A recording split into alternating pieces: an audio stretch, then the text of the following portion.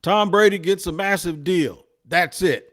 That's the statement. 10 years, $375 million. We'll talk about it here on Locked On NFL on a Wednesday.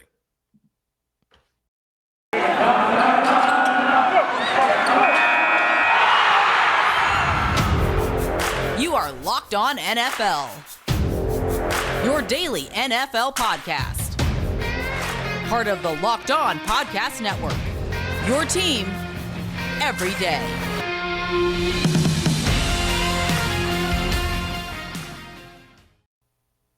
Welcome to Locked On NFL on a Wednesday, where you make us your first listen of the day. I am Tony Wiggins. He is James Rapien, and we appreciate you joining this daily podcast, reminding you that we are free on all platforms and subscribe wherever you get your podcast. James, what's going on, man? Not much, my man. Counting my nickels and dimes and wondering how I'm ever going to get to that long Brady money, because he's got he just doubled his net worth, it seemed like. And I know he was worth a lot with Giselle, but my God, and you mentioned it, $375 million over 10 years. You know, that's more than he's made in his NFL contracts by about $80 million. He's made roughly $296 million in NFL contracts, not including endorsements. This dude's going to get that and then some when he does join Fox Sports as a color analyst. He's still got another year to play in Tampa, and he's going to walk right into, just imagine. Yeah. You got 375 coming to you, right? Yeah. Yeah. And you still got to go to work every day and have 25 car accidents every Sunday. I mean, I might be inclined to be like, you know what, bro?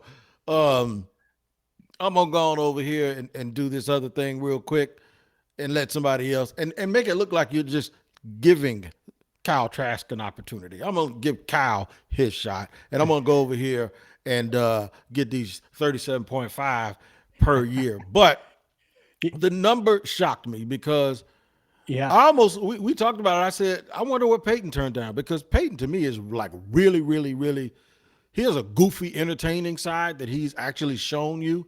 Tom has not really ever been that way, even though Tom is almost like the most interesting man in the world persona type dude. You know what I'm saying?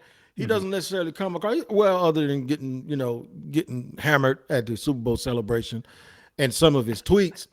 But, you know, tweeting and social media and playing music videos doesn't necessarily equate to that thing that makes you great on television. We've seen other guys. Joe Montana was terrible at it when he was on TV, and Dan Marino was just okay. I can't fathom that Tom Brady at some point has convinced someone that he's going to actually be really, really good at TV. You can't. See, I can. I think he's plug and play. I think if people think Tony Romo's good, by the way, Tony Romo kind of limped into the offseason, wasn't that great to me in the AFC title game, didn't know certain players on the rosters and things like that. I think Brady's going to have all that preparation. He's more cerebral than Tony Romo, certainly from a quarterback standpoint. So if he wants to call out plays, he'll be able to do that. But I think Brady's kind of funny, right? I mean, this is a dude that, and I forget which was it, Jimmy Kimmel or Fallon or one of these guys, and he chugged a beer. Maybe it was Letterman, but he chugged a beer, right? Like he does stuff like that. Like, I don't know, man. Like I think he's got that side to him, but it was shut off for so long. And because he was just so football. And then the past, 8 years or so, you've seen Tom Brady do what? Every commercial imaginable, much like Peyton Manning for the majority of his career. And Brady, he's starting to branch out some. And at the same time, I still think he's got his eyes on another Super Bowl ring, because this dude, he's got the TB12 sports, the TB12 method. He's going to be the highest paid, and is the highest paid now broadcaster in television history. So think about that, sports broadcaster. And so, I mean, he's got so many different things rolling. All of a sudden, I think we're going to get to know Tom Brady really well, really quickly. And I won't be shocked one bit if he's the best from the jump. I will say this too, as far as Peyton, I don't think Peyton Manning got offered anything like this. And not because networks aren't high on Manning because, of course, you're right. I think he'd be a plug and play, great, great, great color analyst, really from the jump. But the difference is how much the market has changed over the past, I don't know, 3 months. Mm-hmm. Troy Aikman leaves Fox, Joe Buck leaves Fox, and they both get huge deals at ESPN. And so Fox is like, all right, well, how do we top that? What are we going to do? And let's just make Tom Brady the highest paid ever and get him locked up now. So yeah, it's wild, wild market. Good for Tom Brady. Yeah, it's amazing though in the day and age of information, right? That fans actually want the ultimate guy who can actually tell you exactly what's going on to explain every single nuance and every single aspect of what they see. Because we went for a time. We went with like when I was a kid, it was Howard Cosell, and Howard Cosell was super entertaining, but he was a journalist, right? And he was super entertaining. And then we had this long stretch, it was Frank Gifford and those guys, and then it was John Madden. And so John Madden was the information guy, but he was also really engaging and really funny. And then we went through this spell, and if you recall, they kept trying to find someone, whether it was Dennis Miller, Tony Kornheiser. Yeah. It was all of these dudes, and they were the journal guys again, or the comedians, or this personality. I thought at some point, believe it or not, the way they were going to try Stephen A. Smith. I'm telling you, and I was just going to be like, oh my God, because I don't need fluff and entertainment. I want information that you make funny.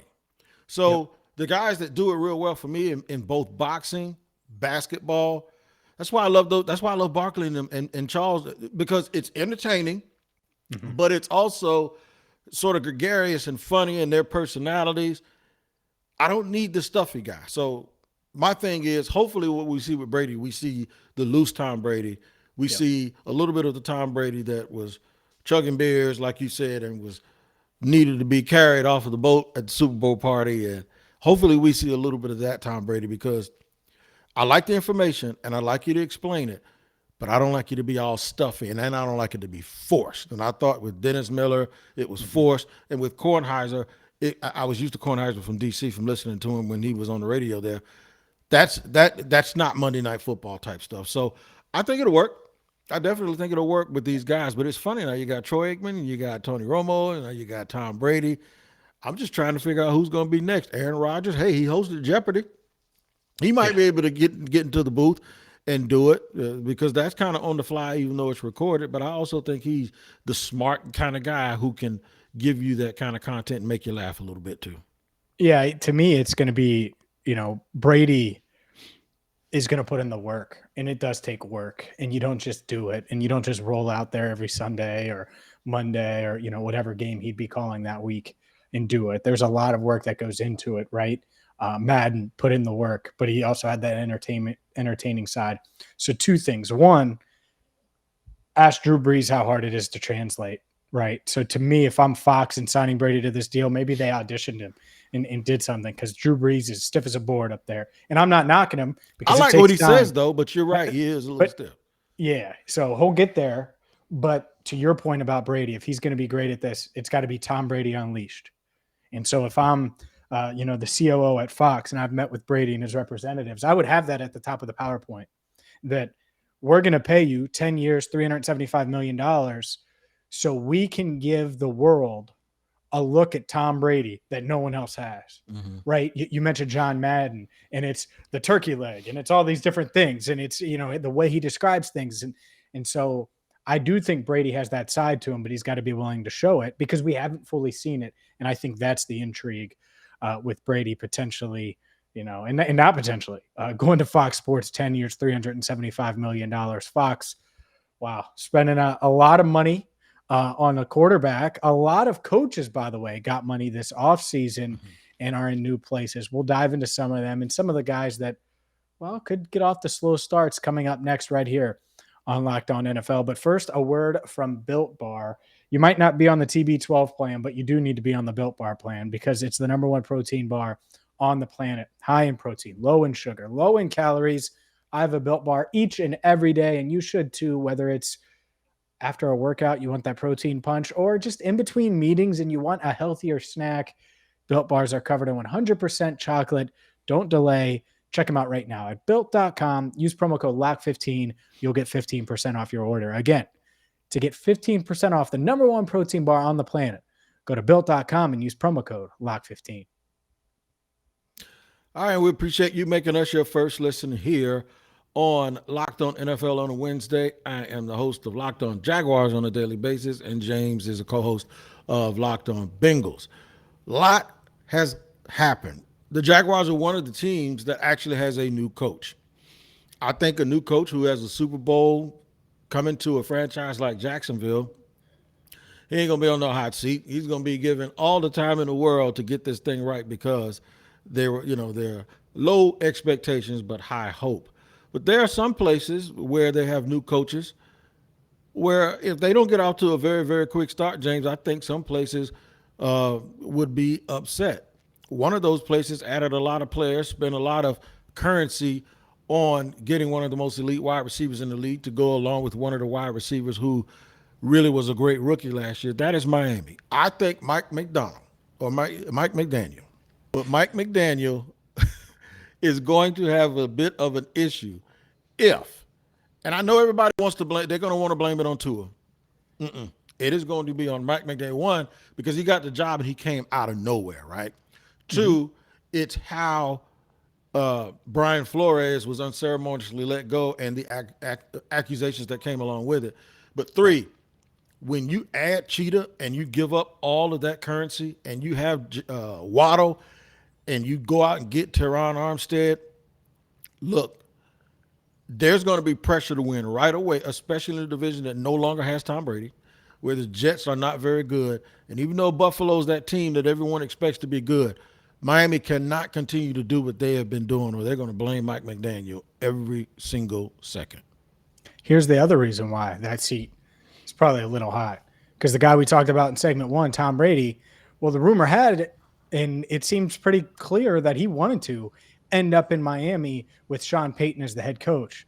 And last I checked, yeah, Tom Brady might walk off into the sunset after 2022. Would it be crazy if he said, you know what, I still have this deal with Fox. I'm going to push it back another year, and I'm going to go to the Dolphins, and I'm going to play for a season, and I want to play with Sean Payton. So that's the other part of it is if you're really the Dolphins in general, but certainly Mike McDaniel, you want to get off to a good start, show that you can get the most out of Tua. Even if Tua isn't your long-term answer at quarterback, think about the way Sean McVay had an instant impact on Jared Goff when he got to the Rams.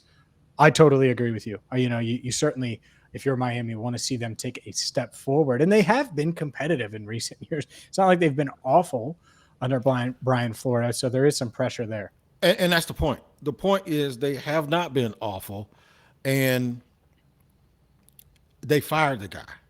Yep. And now you come in and you're this hot shot. You're the guy nobody expected. Young looking dude, being all hip at the press conference. See, stuff like that is cool and it's funny until you don't win and it doesn't work.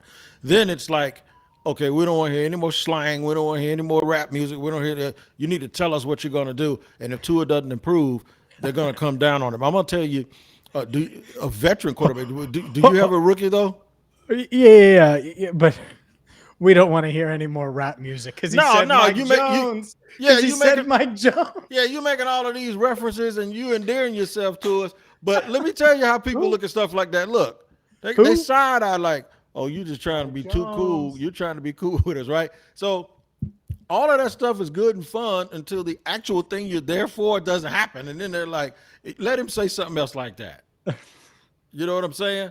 Yeah, no, I agree with you. I get it. I have a couple for you. I have a couple coaches I'll name, and it's different circumstances, but it's teams that have expectations, and there are some expectations in Miami, no doubt. But part of that is with Josh McDaniel or Mike McDaniel. I just gave it up. Josh McDaniels. That's one. All right, so let's dive into it. What happened in Denver? He flamed out. He was clearly in over his head. He's in the toughest division now in the NFL with the Raiders, and he has the worst quarterback in that division. Now, Derek Carr is a good quarterback, right? No doubt about it. And some might say, well, Russell Wilson's worse than Derek Carr. Whatever. On paper, he is the worst quarterback in the division. And so can you get the most out of Carr and get them to take the next step in Las Vegas? We'll see. The other one is in that division as well with the quarterback I just named, Russell Wilson. Is Nathaniel Hackett a good head coach? It's a good question. What if they struggle out of the gate? Oh, they went with this offensive mind after Vic Fangio, and they go get Russell Wilson, and they got all these weapons, and it sounds great. It sounds awesome. What if Russell Wilson doesn't run it like he used to? Because he hasn't in recent years, and that's hurt him. What if he still doesn't throw the ball over the middle of the field with all these weapons, right? KJ Hamler, Cortland Sutton, all these guys, Jerry Jeudy. I get it. I understand it. You know, the hype. But with hype comes expectation. So those are two guys I'd keep my eye on that could struggle out of the gate or take some criticism out of the gate if those teams struggle. So there's some veteran coaches that are in a worse situation because their teams can readily get rid of them like tomorrow if they want to, if they don't get off to a good start. I had a list of dudes.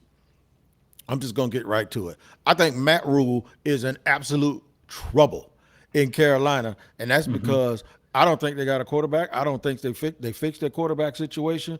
And then I've just been trying to scratch my head and figure out what are they doing to build their team, and I don't like the way they're building their team, and I don't like the fact that they're giving away draft picks for guys that aren't being impactful, like C.J. Henderson, and they still need corners, and the other corner got hurt last year. To me, they're the one team that seems like when they build their team, they're cherry picking, and they still have not found a quarterback. Yeah, no, I agree with you, and that's why if you're Baker Mayfield, as fun as it sounds to start this year, do you really want to end up there? You really want to like that's a crap situation, man. It's tough. I mean, I was talking about potential destinations for Desmond Ridder before the draft, and I was like, man, that is the one I would not want to go to. And you know, they ended up taking a quarterback later, which is fine, right? You get your guy later. But yeah, it's rough out there. Just ask Joe Brady, who got canned long before his second year was done in Carolina. A couple of other guys, and I don't want to pick yours though. Do you have one other than Matt Rule? Because there are a couple other guys I'm sitting there thinking I got their names on the tip of my tongue. Go ahead. And Mike McCarthy. Who else? In Dallas. Yep. I know you think I'm a closet Cowboy fan, but I'm telling you, Mike McCarthy might be in trouble. And I think he should be to a degree. I also think that the Cowboys just are never as good as people hype them up to be, including you. They're talented. They're talented, though. Man, come on. They're fine. They're fine. Really? They're fine. What's wrong with fine? Fine's fine. So they're okay. Are they the best team in the NFC East? Are they the best team in the NFC East? Okay, until last year, the NFC, yes or no? The NFC East, they had them in Philly. But last year, I guess what? Look, Dallas still made it to the quarterfinals of the Eastern Conference last year, right? The quarterfinals of the Eastern Conference. What are we talking about right now? Did they get playoffs? They got beat in a barn burner by the 49ers. They could have easily won that game. They got punched in the mouth by the 49ers and couldn't score. But yeah. They could have won that game late, you know. Could have. Right. So it ain't like Philly got punched in the mouth in Tampa. Well, it's Tampa. And you know what we're doing Tampa right now? All these teams. This show y'all getting today on Wednesday is usually this is a conversation James and I have all the time. So we ain't gonna cut it. We ain't gonna cut it. We ain't gonna edit it. We ain't gonna change it. This is exactly how we talk to each other all the time. You're still buying Dak Prescott stock. I'm selling that thing. Are we sure? Whatever. He's Jimmy G or Kirk Cousins. He's better. He's better than is he? Man. He's better. He's better than both of them. Yeah, is he better than Jalen Hurts? Yeah, he's better than Jalen Hurts. Is he? And I don't even want to. Why? I don't even like Dallas, dude. I can't stand the Cowboys. Hell yeah, he's better than Jalen Hurts. Why? He's more accurate. He's had all these weapons for years. What? We're talking about rings in Dallas? All right. I don't know why we're talking about Dak. Dak ain't even our subject, but I knew it.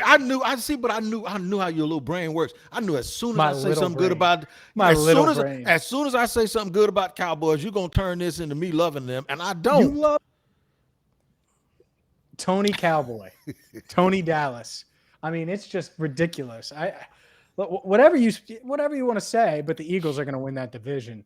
And don't get me. I might pick Carson Wentz to finish ahead of Dak Prescott. Don't you dare! Don't you dare! Anyways, yeah. Before I go too crazy, go ahead. You know what? Guess what our third topic is about? Our third topic is about the best rookie that did not get picked in the first or second round. And you know why I'm moving my head like this? Because I'm gonna choose the dude in our third segment that plays for the Dallas Cowboys. All right, Tony, segment 3. Your Cowboy loving continues, apparently, which man, Dak Prescott, third best quarterback in that division? I don't know. It might be the I ain't case. arguing with you no more. I ain't arguing with you no more, but I tell you what. Might be the case. I'll tell you what. Mm-hmm. I wanted Jacksonville to draft the kid out of South Alabama. His name is Jalen Tolbert. Jalen Tolbert's a real good player. 6'3", about $195, real smooth and real fluid. Here's why I think he's the one rookie that's going to break out. Because they have CeeDee Lamb, and of course they have Michael Gallup. But Michael Gallup's coming back from injury, and Michael Gallup seems like he's always hurt. But they traded away, obviously, Amari Cooper, and they did not re-sign their other receiver that I forgot the way the kid went, but the kid left, and I wanted him to come to Jacksonville as well. So this kid, Tolbert, walks right into Dallas as the third receiver, and with Gallup's injury history, he might end up – Cedric Wilson was the other guy that they lost. He might end up being number 2 really quickly. And if you're a team playing Dallas and you think you can take CeeDee Lamb out of the game, that means the other guy's going to get one-on-ones. And one thing Jalen Tolbert is really good at is 50-50 balls.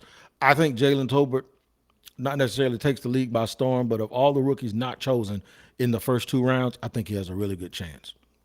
I'm not going to argue against. By the way, if he's catching a lot of balls, Dallas is not playing well. I'm not going to argue against that. I will say just one more slight there. You just kind of dismissed the idea. They traded Amari Cooper, the best receiver that you just named out of all of them, including CeeDee Lamb as of today. That is the case. Now, long-term, you would probably rather have Lamb. I get that age, all of those things. He's making more money. Traded Amari Cooper for what again? 5th rounder? Oh, okay. Man, the decision makers in Dallas are really wise and good at their jobs. Now, I don't disagree with. You are right. And now we're cooking with grease, because now I agree with you, and that answers the question of why I think Dak struggles. When you think he struck, I think it's all of that stuff you just mentioned. Leadership, coaching, I think it's all of that. Yeah, and it certainly is a factor. I'll give you another guy, and it's kind of funny. I just caped for the Eagles. You cape every day of your life for the Dallas Cowboys, so naturally I mentioned an Eagle after you mentioned a Cowboy. The rookie I think that survived past the first 2 rounds, that's going to have a huge impact right away, Nakobe Dean. Because to me, they have a big front that's going to work. You get the kid from Georgia to replace what's the kid from Georgia's name? I forgot his 13th overall. Jordan defensive Davis. Tackle. Jordan Davis. Yeah. So you're able to get Davis. And that front, man, is tough. Okay. Yeah. And so guess what Nakobe Dean's going to get to do? Float to what the he's ball. Done his entire life.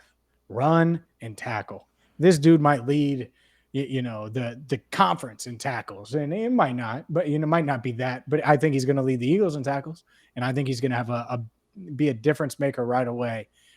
So sometimes you fall because of medicals, and so maybe that's me cheating a bit because he's really a top 30, top 40 player. Right. But that being said, I think Dean's going to be pretty damn productive.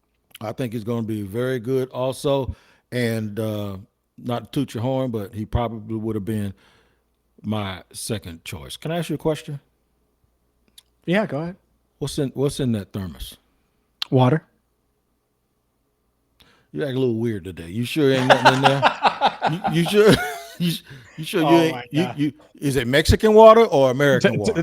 Tony on the Dak attack today. Here we go. All okay, right. I'm just wondering, man. It's just water. No, I'm feeling good. I'm surprised you're not down being a Cowboys fan. I ain't down, and I ain't no Cowboy fan. It's all people about, in Jacksonville, you're a Cowboys fan? It's all fan? about the Jaguars. No, there's a bunch of people around here know I hate Dallas. I can't stand them. So, I'm just trying not Fooled to me. I'm not trying to be biased. I don't hate the Bengals, so we all good, right? Do you have a Jerry Jones card? I do not. Like a collector's owner's card? I don't even know if they make those, but you probably have one, huh? I do not. No, Jerry World. Have you toured Jerry World in your life? I have not. And I probably never will. No. I'm coming to Cincy to eat some Skyline, though. All right. I'll treat my treat. If you come to Cincinnati, my treat. All right. Y'all got more than chili, though. Y'all got sandwiches and stuff up there, too? Yeah, we eat Yeah, chili with every meal. Well, I did watch a video yesterday of Philadelphia, and on one street, there was like 75 cheesesteak places. So I'm just saying. Oh, no, we have plenty of different food, good food. I got you. All right, Come man. up. All right. Hey, man, we thank y'all for joining us for our foolishness here on Locked On NFL on a Wednesday. James and Tony. We got some stuff we got to go edit out, by the way. But you guys remember to tune in every single day and tune into the podcast every single day. Wherever you get your podcast, there's a different crew Monday through Friday, and we're all pretty goofy. So please enjoy yourselves. Thank you for joining us on Locked On NFL on a Wednesday. Until next week, from James and Tony, we're signing off. Y'all take care.